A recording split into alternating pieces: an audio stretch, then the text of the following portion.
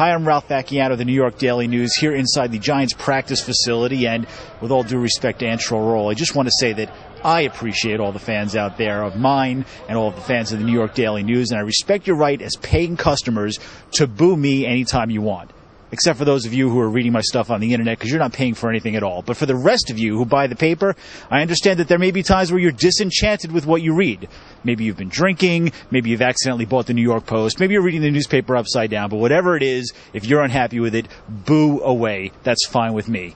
Hopefully the Giants, though, won't give you much to boo this weekend. They're obviously getting ready for a big game against the Washington Redskins, looking to extend their winning streak to 2, maybe even putting a second good half together in a row. And they'll be facing their old nemesis, Donovan McNabb. It's their first chance to get a look at the former Eagles quarterback in a Washington Redskins uniform. You know how these games go. They're very physical. They're knockdown, drag 'em out football games. And so we've got to be prepared for that. It's going to be a 4-quarter football game.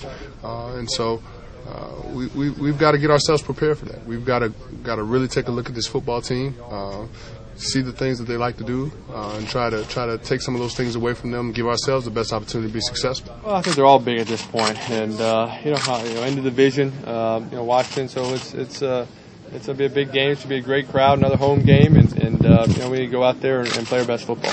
But there was plenty of good news for the Giants this week on the injury front, something that's been nothing but bad news for them in recent weeks. They're getting closer to the return of both of their offensive linemen, David Deal and Sean O'Hara, who were on the field this week. David Deal pushing hard for a return as soon as possible. And they got good news from their top receivers as well. Hakeem Nicks, Steve Smith getting closer. Steve Smith even said that there's a chance, small chance, that he can play this week. More likely, though, he and Nicks will be back on December 12th. Of the 4, Deal, though, probably has the best chance to make a quicker return.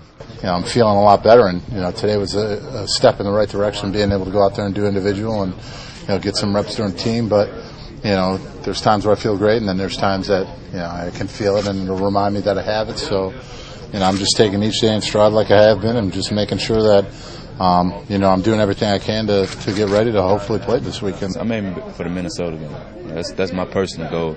See what the doctor's thinking, the trainers and everything. But my personal goal is try to get back by Minnesota. Now, in the meantime, while they're waiting for the cavalry to return, obviously the Giants will continue to focus on the running game. The 1-2 punch of Brandon Jacobs and Ahmad Bradshaw worked well against the Jacksonville Jaguars. Tom Coughlin said he's going to stick with that rotation for now, but he was impressed with what Ahmad Bradshaw did, thinks there's plenty of room to keep getting him involved in the offense. And Brandon Jacobs, who had a big issue with not starting earlier in the season, made it clear that that's no longer an issue with him as long as the team continues to win. As far as starting and all that other stuff, I don't really concern myself with a lot of that. I just want to win. Like I told you guys last week, winning is more important than your individual goals. So as long as you win, and no one really could tell you that you was on losing teams and haven't done anything in your career. So I'm just obsessed with winning. Now, a win this weekend would obviously be huge for the Giants. They are 7-4, still on the fringes of the playoff race. They're battling the Eagles for the division lead in a tie right now. They don't have the tiebreaker, but it's starting to look like 10 wins will be necessary to get into the playoffs in the NFC. So every game counts from here on out for the Giants. Make sure you stick with the blue screen all weekend long. We'll give you the full recap, and I'll promise I'll try to write things that won't make you boo.